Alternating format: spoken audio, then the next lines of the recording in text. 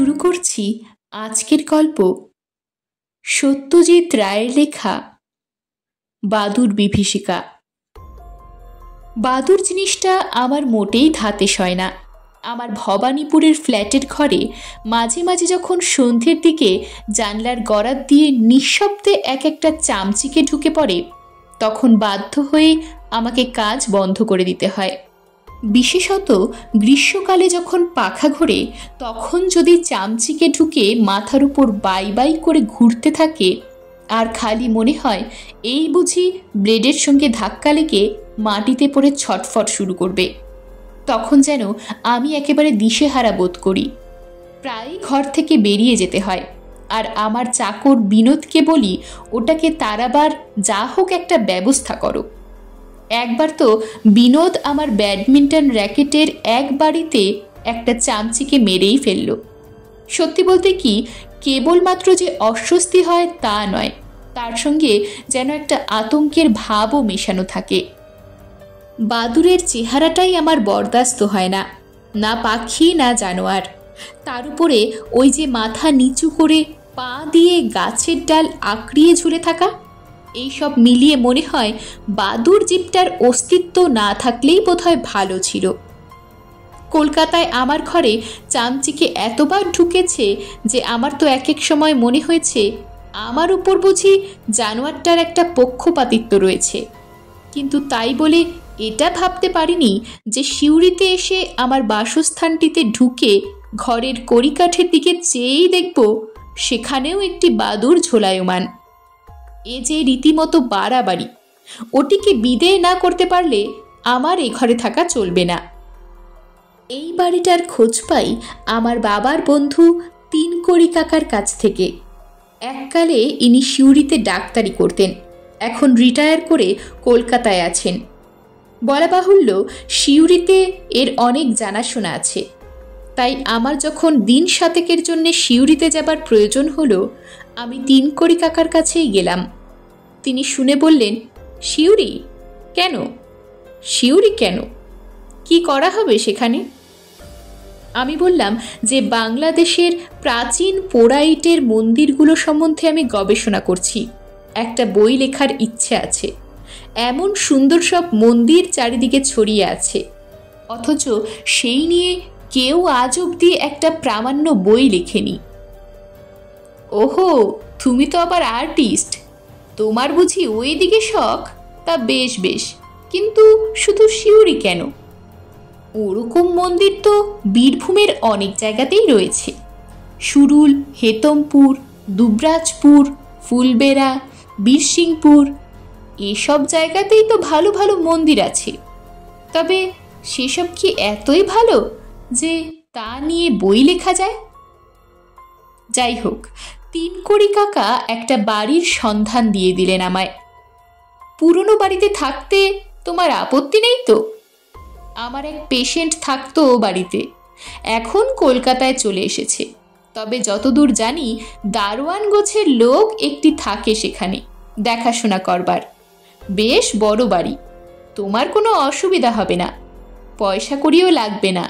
কারণ পেশেন্টটিকে আমি একেবারে জমের হাত থেকে ছিনিয়ে এনেছিলাম তিনবার। দিন সাতেকের জন্যে তার বাড়ির একটা ঘরে একজন গেস্ট থাকবে। আমি এমন অনুরোধ করলে সে খুশি হয়েই রাজি হবে। হলোও তাই। কিন্তু সাইকেল রিক্সা করে স্টেশন থেকে মালপত্র নিয়ে বাড়িটায় পৌঁছে ঘরে ঢুকেই দেখি বাদুর। বাড়ির তত্ত্বাবধায়ক বৃদ্ধ দারোয়ান গোছের লোকটিকে হাঁক দিলাম। কি নাম হে তোমার? আগে মধুসূদন। বেশ, তা মধুসূদন, ওই বাদুর বাবাজি কি বরাবরই এই ঘরে বাস করেন, না আজ আমাকে অভ্যর্থনা করতে এসেছেন? মধুসূদন কড়িকাঠের দিকে মাথা চুলকিয়ে বলল, আগে তা তো খেয়াল করিনি বাবু, এই ঘরটা তো বন্ধই থাকে, আজ আপনি আসবেন বলে খোলা হয়েছে। কিন্তু ইনি থাকলে তো আবার আমার থাকা মুশকিল। ও আপনি কিছু ভাববেন না বাবু, ও সন্ধে হলে আপনিই চলে যাবে। তা না হয় গেল, কিন্তু কাল যেন আবার ফিরে না আসে তার একটা ব্যবস্থা হবে কি? আর আসবে না। আর কি আসে? এ তো আর বাসা বাঁধেনি যে আসবে। রাত্রিরে কোন সময় ফস করে ঢুকে পড়েছে। দিনের বেলা তো চোখে দেখতে পায় না, তাই বেরোতে পারেনি। চাটা খেয়ে বাড়ির সামনের বারান্দাটায় একটা পুরনো বেতের চেয়ারে এসে বসলাম। বাড়িটা শহরের এক প্রান্তে। সামনে উত্তর দিকে কার যেন মস্ত আমবাগান। গুড়ির ফাঁক দিয়ে দূরে দিগন্ত বিস্তৃত ধানক্ষেত দেখা যায়। পশ্চিম দিকে একটা বাঁশঝাড়ের উপর দিয়ে একটা গির্জার চূড়ো দেখা যায়। সিউড়ির এটি একটি বিখ্যাত প্রাচীন গির্জা। রোদটা পড়লে একটু ওদিকটায় ঘুরে আসবো বলে স্থির করলাম। কাল থেকে আবার কাজ শুরু করব। খোঁজ নিয়ে জেনেছি সিউড়ি এবং তার আশেপাশে ২০-২৫ মাইলের মধ্যে অন্তত খান ত্রিশেক পোড়াইটের মন্দির আছে। আমার সঙ্গে ক্যামেরা আছে এবং অপর্যাপ্ত ফিল্ম। এইসব মন্দিরের গায়ের প্রতিটি কারুকার্যের ছবি তুলে ফেলতে হবে। ইটের আয়ু আর কতদিন? এসব নষ্ট হয়ে গেলে বাংলাদেশ তার এক অমূল্য সম্পদ হারাবে। আমার রিস্টওয়াচের দিকে চেয়ে দেখি 5:30। গির্জার মাথার পেছনে সূর্য অদৃশ্য হলো। আমি আড়মোড়া ভেঙে চেয়ার ছেড়ে উঠে সবে বারান্দার সিঁড়ির দিকে পা বাড়িয়েছি। এমন সময় আমার কান ঘেঁষে শন শন শব্দ করে কি যেন একটা উড়ে আমবনের দিকটায় চলে গেল। শোবার ঘরে ঢুকে কড়িকাঠের দিকে চেয়ে দেখি বাদুরটা আর নেই। যাক, বাঁচা গেল। সন্ধেটা অন্তত নির্বিঘ্নে কাটবে। হয়তোবা আমার লেখার কাজও কিছুটা এগিয়ে যেতে পারে। বর্ধমান, বাঁকুড়া আর 24 পরগনার মন্দিরগুলো এর আগেই দেখা হয়ে গিয়েছিল। সেগুলো সম্পর্কে লেখার কাজটা সিউড়িতে থাকতে থাকতেই আরম্ভ করব ভেবেছিলাম। রোদটা পড়তে আমার টর্চটা হাতে নিয়ে গির্জার দিকটায় বেরিয়ে পড়লাম।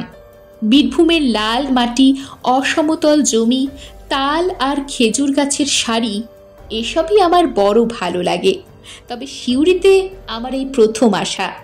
প্রাকৃতিক দৃশ্য উপভোগ করার উদ্দেশ্যে যদিও আসিনি, তবুও এই সন্ধেটায় লাল গির্জার আশপাশটা ভারী মনোরম লাগলো। হাঁটতে হাঁটতে গির্জা ছাড়িয়ে পশ্চিম দিকে আরও খানিকটা পথ এগিয়ে গেলাম। সামনে দেখলাম খানিকটা জায়গা রেলিং দিয়ে ঘেরা। দূর থেকে কারো বাগান বলে মনে হয়। একটা লোহার গেটও রয়েছে বলে মনে হয়। আরও খানিকটা এগিয়ে গিয়ে বুঝলাম বাগান নয়, গোরস্থান। খান ত্রিশেক খ্রিস্টানদের কবর রয়েছে গোরস্থানটায়। কোনোটির উপর কারুকার্য করা পাথর বা ইটের স্তম্ভ, আবার কোনোটিতে মাটিতে শোয়ানো পাথরের ফলক। এগুলো যে খুবই পুরনো তাতে কোনো সন্দেহ নেই। স্তম্ভগুলিতে ফাটল ধরেছে, আবার ফাটলের মধ্যে এক একটাতে অশ্বত্থের চারা গজিয়েছে। গেটটা খোলাই ছিল। ভেতরে ঢুকে ফলকের ওপর অস্পষ্ট লেখাগুলো পড়তে চেষ্টা করলাম। একটায় দেখলাম সন 1793, আরেকটায় 1788। সবই সাহেবদের কবর। ইংরেজ রাজত্বে গোড়ার যুগে ভারতবর্ষে এসে নানান মহামারীর প্রকোপে অধিকাংশেরই অল্প বয়সেই মৃত্যু হয়েছে। একটা ফলকে লেখাটা একটু স্পষ্ট আছে দেখে আমার টর্চ জ্বালিয়ে ঝুঁকে সেটা পড়তে যাব। এমন সময় আমার পেছনেই যেন একটা পায়ের শব্দ পেলাম। ঘুরে দেখি একটি মাঝবয়সী বেটে গোছের লোক। হাত 10 দূরে দাঁড়িয়ে আমার দিকে হাসি হাসি মুখ করে চেয়ে আছে। লোকটার পরনে একটা কালো আলপাকার কোট, একটা ছাই রঙের প্যান্টুলুন আর হাতে একটা তালি দেওয়া ছাতা। আপনি বাদুর জিনিসটাকে বিশেষ পছন্দ করেন না, তাই না? ভদ্রলোকের কথায় চমকে উঠলুম। এটা সে জানল কি করে? আমার বিস্ময় দেখে ভদ্রলোক হেসে বললেন, ভাবছেন কি করে জানলুম? খুবই সোজা। আপনি যখন আপনার বাড়ির দারোয়ানটিকে আপনার ঘরের বাদুরটাকে তাড়িয়ে দেবার কথা বলছিলেন, তখন আমি কাছাকাছি ছিলুম। ও তাই বলুন। ভদ্রলোক এইবার আমাকে নমস্কার করলেন। আমার নাম জগদীশ পার্সিভাল মুখার্জি। আমাদের 4 পুরুষের বাস এই সিউড়িতে। খ্রিস্টান তো, তাই সন্ধ্যের দিকটা গির্জা গোরস্থানের আশপাশটায় ঘুরতে বেশ ভালো লাগে। অন্ধকার বাড়ছে দেখে আস্তে আস্তে বাড়ির দিকে পা ফেরালুম। ভদ্রলোক আমার সঙ্গ নিলেন। কেমন যেন লাগছিল লোকটিকে। এমনিতে নিরীহ বলেই মনে হয়, কিন্তু গলার স্বরটা যেন কেমন কেমন মিহি, অথচ রীতিমতো কর্কশ। আর গায়ে পড়ে যেসব লোক আলাপ করে তাদের আমার এমনিতেই ভালো লাগে না। টর্চের বোতাম টিপে দেখি সেটা জ্বলছে না। মনে পড়ল হাওড়া স্টেশনে একজোড়া ব্যাটারি কিনে নেব ভেবেছিলাম, সেটা আর হয়নি। কি মুশকিল, রাস্তায় সাপখোপ থাকলে তো দেখতেও পাবো না। ভদ্রলোক বললেন, আপনি টর্চের জন্য চিন্তা করবেন না, অন্ধকারে চলাফেরার অভ্যাস আছে আমার, বেশ ভালোই দেখতে পাই। সাবধান, একটা গর্ত আছে কিন্তু সামনে। ভদ্রলোক আমার হাতটা ধরে একটা টান দিয়ে বাঁদিকে সরিয়ে দিলেন।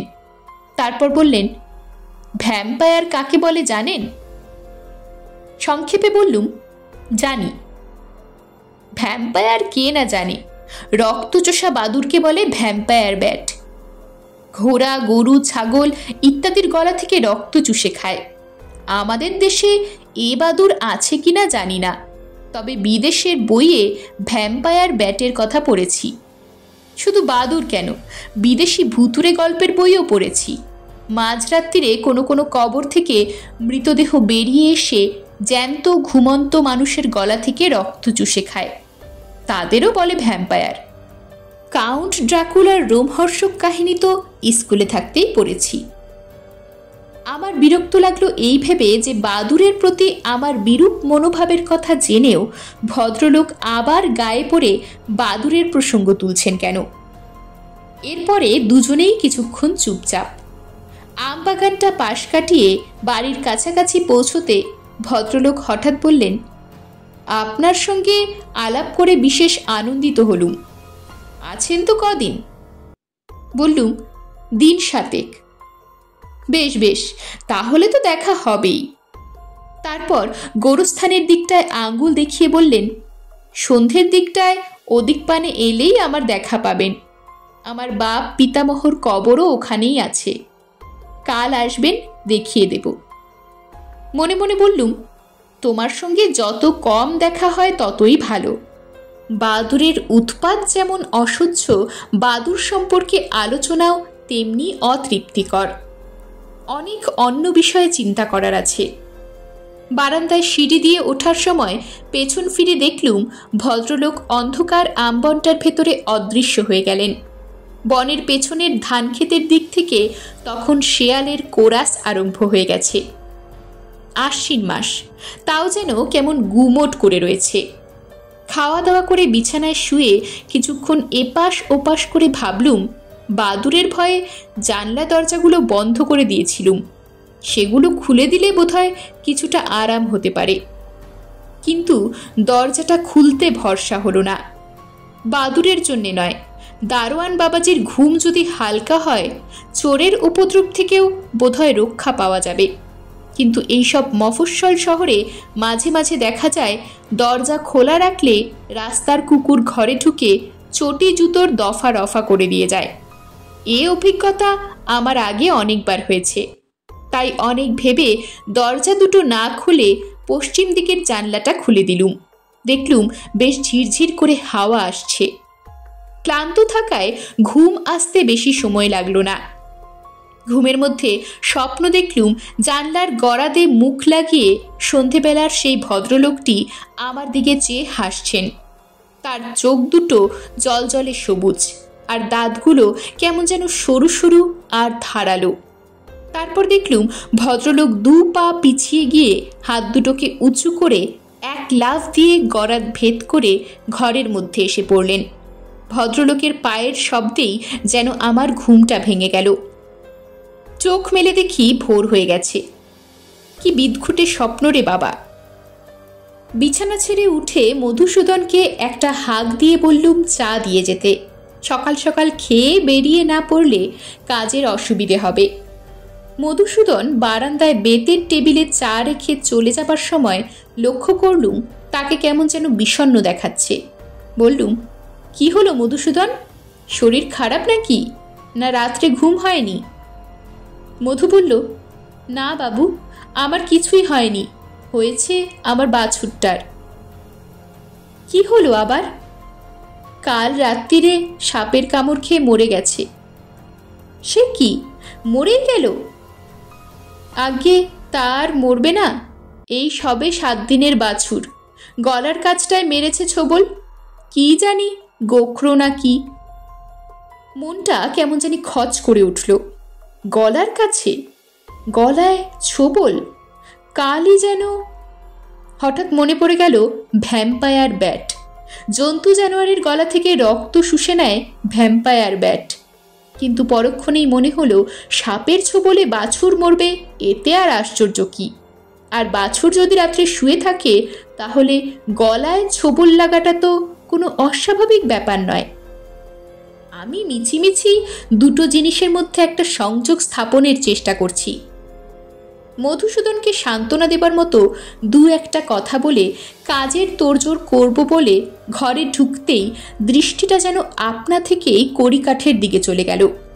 কালকের সেই বাদুড়টা আবার কখন জানি তার জায়গায় এসে আশ্রয় নিয়েছে। ওই জানলাটা খোলাতেই এই কাণ্ড হয়েছে। ভুলটা আমারই। মনে মনে স্থির করলুম আজ রাত্রে যত গুমোটি হোক না কেন দরজা জানলা সব বন্ধ করেই রেখে দেব। সারাদিন মন্দির দেখে বেশ আনন্দেই কাটল। অষ্টাদশ এবং 19বিংশ শতাব্দীর এই পোড়ো ইটের মন্দিরের গায়ের কাজ দেখে সত্যি স্তম্ভিত হতে হয়। হেতমপুর থেকে বাসে করে ফিরে সিউড়ি এসে যখন পৌঁছলুম তখন 4:30। বাড়ি ফেরার পথ ছিল গোরস্থানটার পাশ দিয়েই। সারাদিনের কাজের মধ্যে কালকের সেই ভদ্রলোকটির কথা প্রায় ভুলেই গিয়েছিলুম। তাই গোরস্থানের বাইরে সজনে গাছটার নিচে হঠাৎ তাকে দেখে কেমন যেন চমকে উঠলুম। পর মুহূর্তেই মনে হলো লোকটাকে না দেখতে পাওয়ার ভান করে এড়িয়ে যেতে পারলে খুব সুবিধে হয়। কিন্তু সে আর হবার জো নেই। মাথা হেট করে হাঁটার স্পিড যেই বাড়িয়েছি অমনি ভদ্রলোক লাফাতে লাফাতে এগিয়ে এসে আমার হাত ধরে ফেললেন। রাত্রিরে ঘুম হয়েছিল ভালো? আমি সংক্ষেপে হ্যাঁ বলে এগোতে আরম্ভ করলুম, কিন্তু দেখলুম আজও ভদ্রলোক আমার সঙ্গ ছাড়বেন না। আমার দ্রুত পদক্ষেপের সঙ্গে পা মিলিয়ে হাঁটতে হাঁটতে বললেন, আমার আবার কি বাতিক জানেন, রাত্রে আমি একদম ঘুমোতে পারি না। দিনের বেলাটা কষে ঘুমিয়ে নিই, আর সন্ধে থেকে সারা রাতটা এদিকে ওদিকে বেরিয়ে বেড়াই।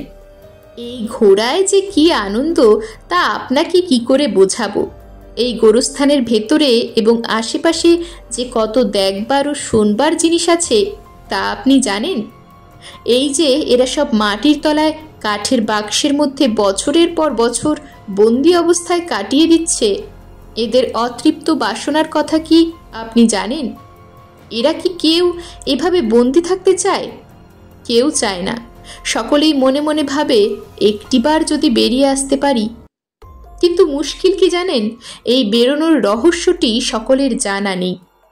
সেই শোকে তারা কেউ কাঁদে, কেউ গোঙায়, কেউ বা ঘন ঘন দীর্ঘশ্বাস ফেলে।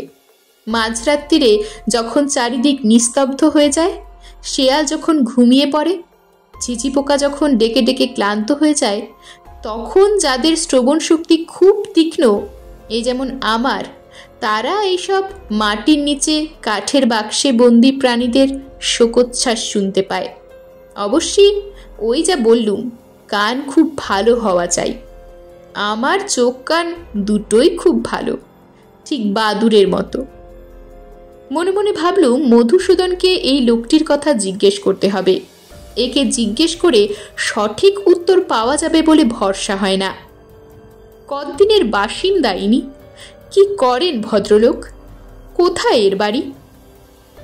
আমার পেছনে হাঁটতে হাঁটতে ভদ্রলোক বলে চললেন, আমি সকলের সঙ্গে বিশেষ একটা এগিয়ে এসে আলাপ করি না, কিন্তু আপনার সঙ্গে করলাম। আশা করি যে কটা দিন আছেন আপনার সঙ্গ থেকে আমাকে বঞ্চিত করবেন না।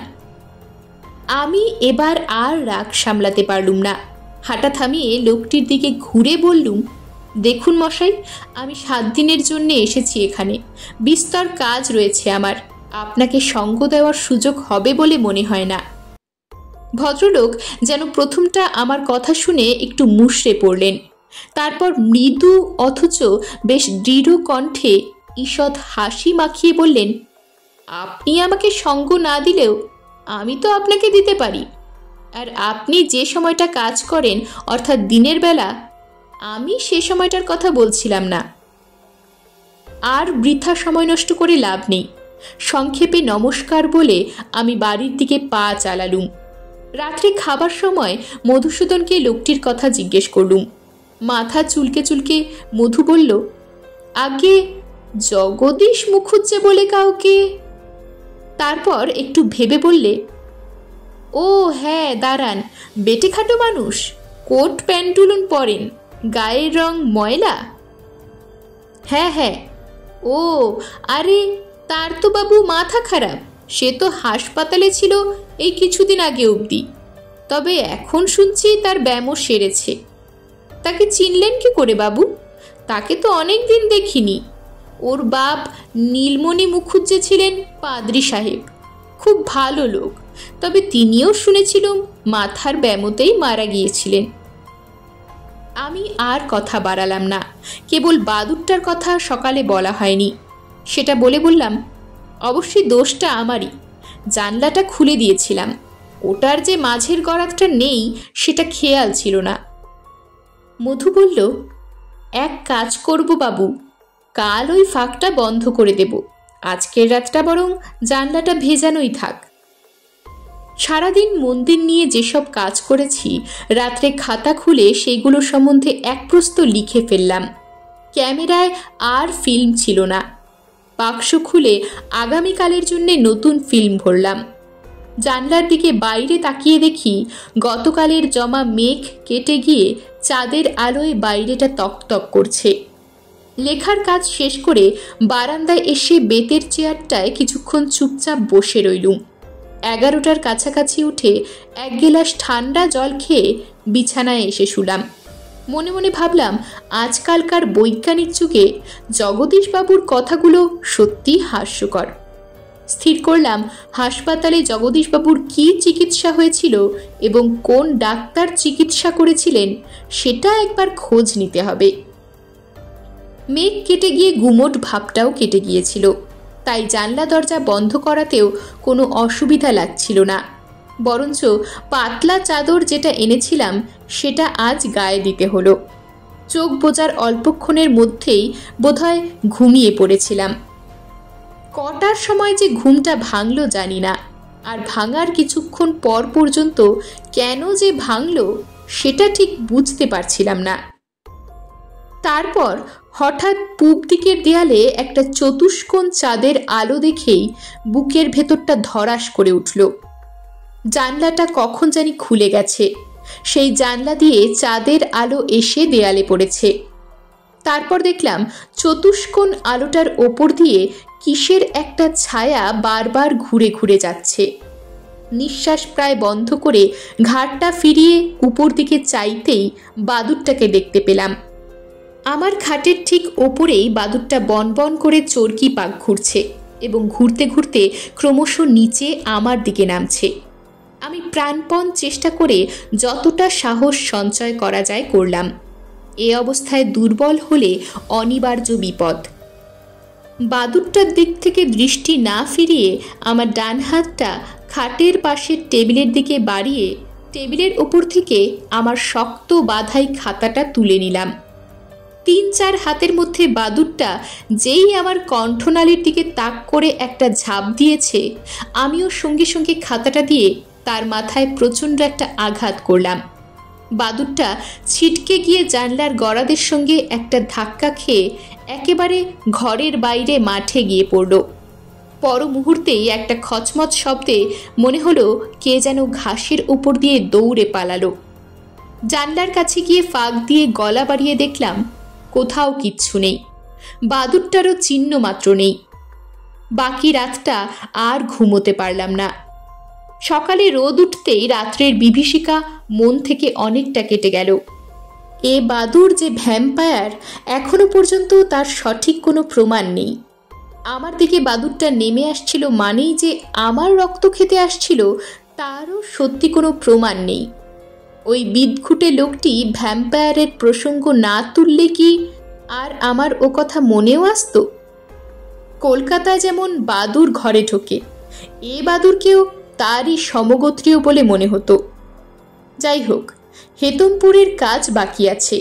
চা পান সেরে 6:30 নাগাদ বেরিয়ে পড়লাম। গোরস্থানের কাছাকাছি আসতে একটা আশ্চর্য দৃশ্য দেখলাম। স্থানীয় কয়েকটি লোক জগদীশবাবুকে ধরাধরি করে নিয়ে আসছে।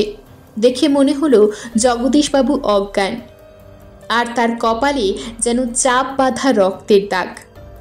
কি হয়েছে জিজ্ঞেস করাতে সামনের লোকটি হেসে বললে, বোধহয় গাছ থেকে পড়ে গিয়ে মাথাটি ফাটিয়ে অজ্ঞান। বললাম, সে কি, গাছ থেকে পড়বেন কেন? আরে মশাই, এ লোক বদ্ধ পাগল, মাঝে একটু সুস্থ হয়েছিল, তার আগে সন্ধেবেলা এ গাছে সে গাছে উঠে মাথা নিচু করে ঝুলে থাকতো, ঠিক বাদুরের মতো। এরকমই আরও সব গল্প পেতে চ্যানেলটিকে সাবস্ক্রাইব করে দেবেন। আর গল্পটি যদি ভালো লেগে থাকে তাহলে লাইক, শেয়ার আর কমেন্ট করে দেবেন।